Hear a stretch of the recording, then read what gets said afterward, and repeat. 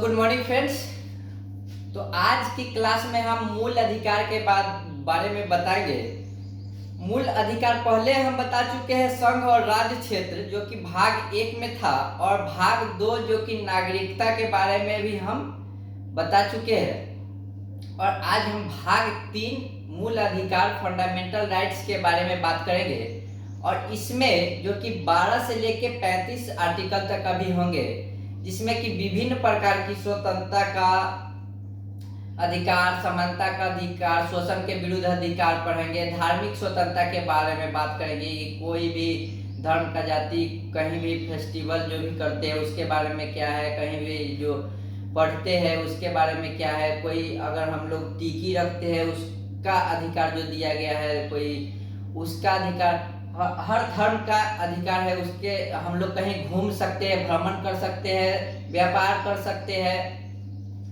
संपत्ति भी पहले था मूल अधिकार, 19 में अगर पढ़ेंगे तो वो 44वां संविधान संशोधन द्वारा 1978 में उसको कानूनी अधिकार कर दिया गया है।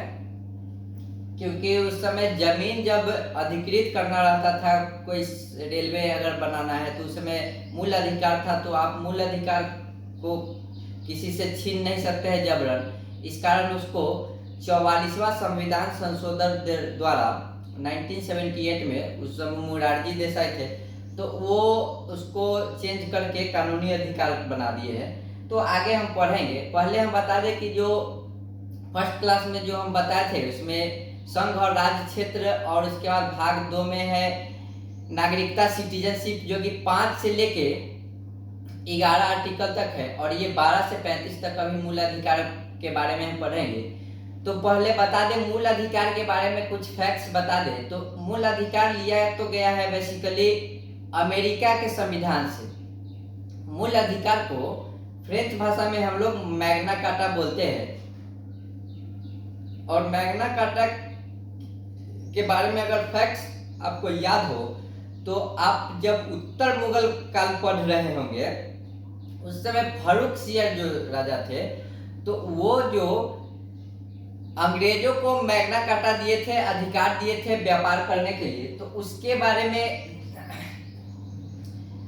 जो अधिकार था मैग्ना कार्टा कहलाता था। तो फ्रेंच भाषा में हम लोग कहते हैं, तो यहाँ मूल अधिकार की बात हो रहा है। तो सबसे पहले तो ये एक अमेरिका के संविधान से लाया गया है, और यह एक नैसर्गिक है जो कि जन्म से ही मिल जाता है। इसके लिए कोई ऐसा क्वालिफिकेशन नहीं है कि जिसके बाद ही आपको ये मिलेगा। आपको नैसर्गिक है, ये जन्म से मिल जाएगा, और जिसको हम लोग फ्रेंच भाषा में मैग्ना कार्टा कहते हैं। और इसका रक्षक जो है सुप्रीम कोर्ट और हाई कोर्ट दोनों है।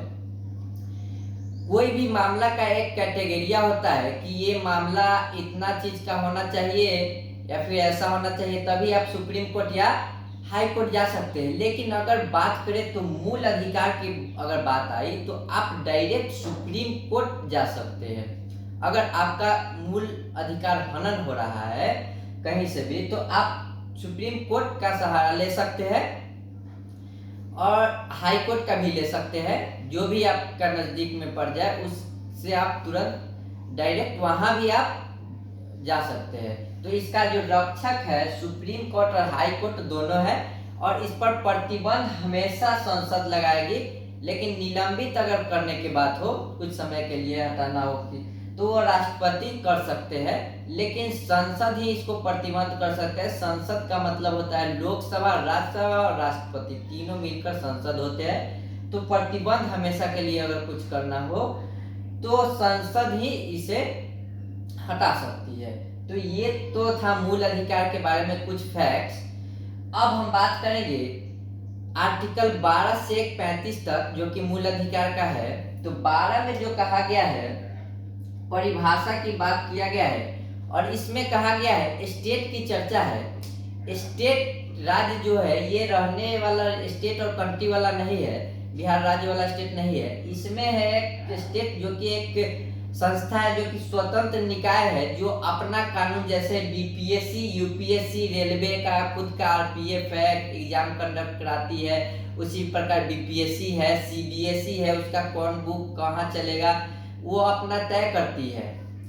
एयरपोर्ट पे डीजीएमसी का जो रूल होता है, कितना कलर कौन सा कितना पट्टी देना है, उसका एक रूल है। तो वो एक अपने आप में स्वतंत्र निकाय है, उसमें हस्तक्षेप सुप्रीम कोर्ट भी नहीं कर सकती है।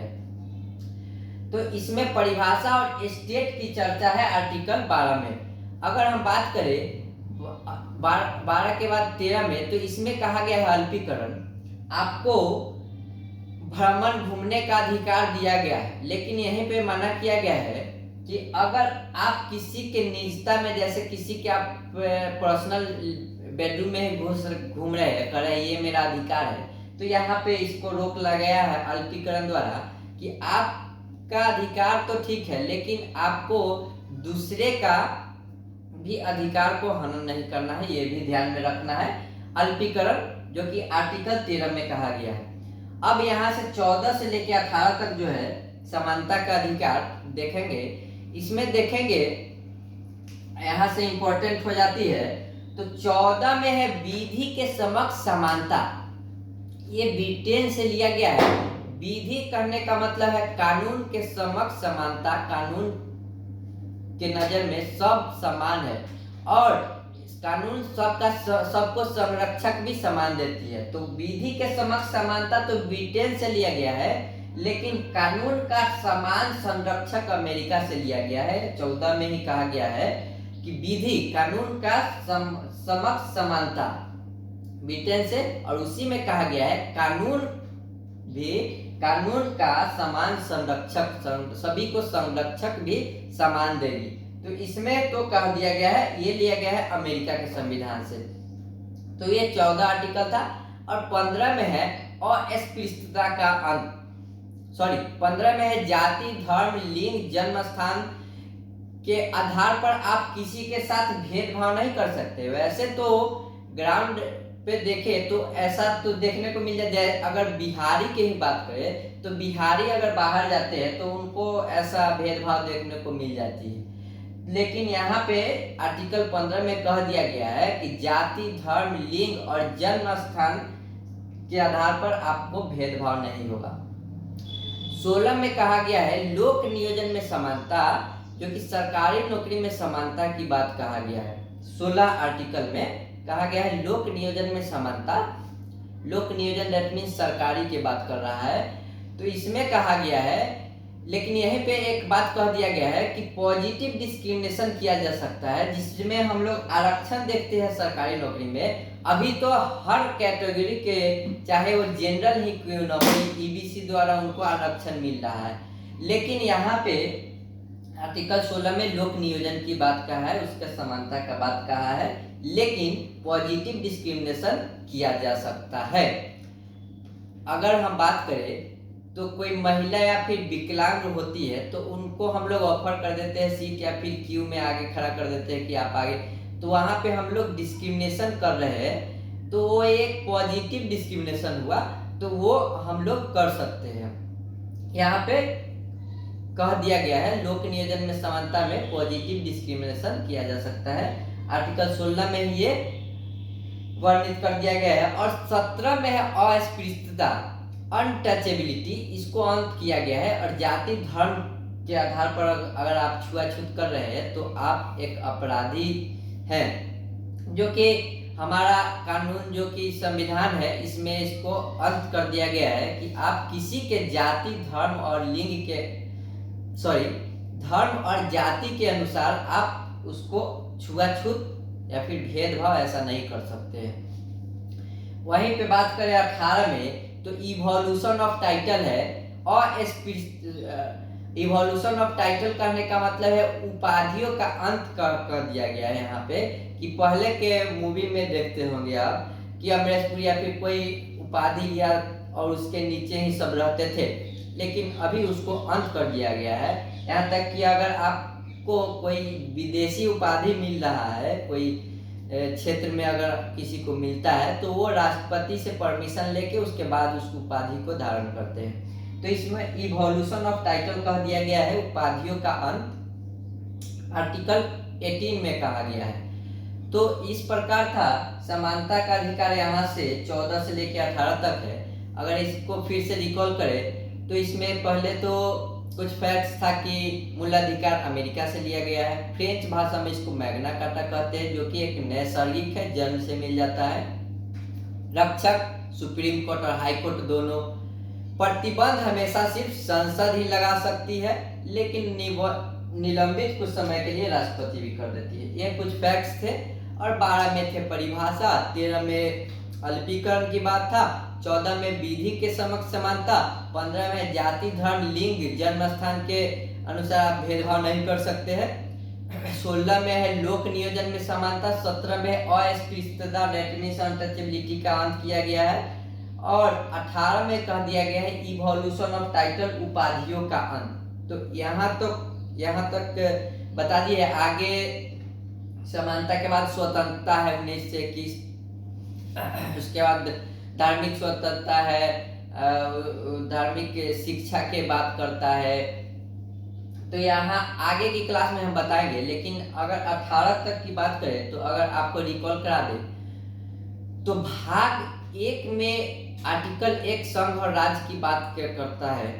2 में था आर्टिकल कि विदेशी को अगर हम अपने देश में शामिल कर रहे हैं उसके बारे में था, और भाग 3 में था कि अगर अपने ही राज्य में अगर कोई राज्य को अलग कर रहे हैं या फिर जोड़ रहे हैं उसके बारे में था, और 4 में था कि अगर 2 और 3 का अप्लाई संसद कर रही है तो वो 368 के बाहर है। दैट मीन्स कि वो उसमें राष्ट्रपति भी हस्तक्षेप नहीं कर सकते।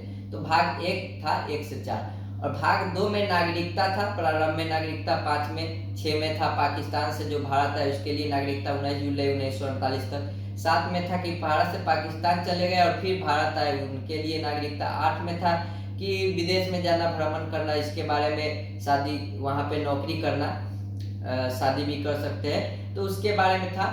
9 में था कि अगर आप विदेशी नागरिकता लिए तो भारत का नागरिकता चला जाएगा। 10 में था कि कानून जो है ये हम लोग का संसद इसका रखवाला करेगा, और इसका 11 में था कानून गृह मंत्रालय संसद का बनाएगी।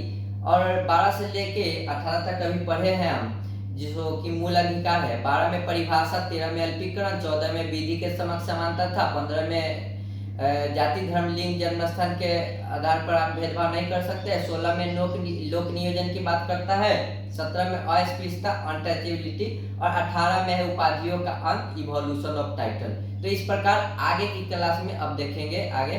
Sorry, so thank you.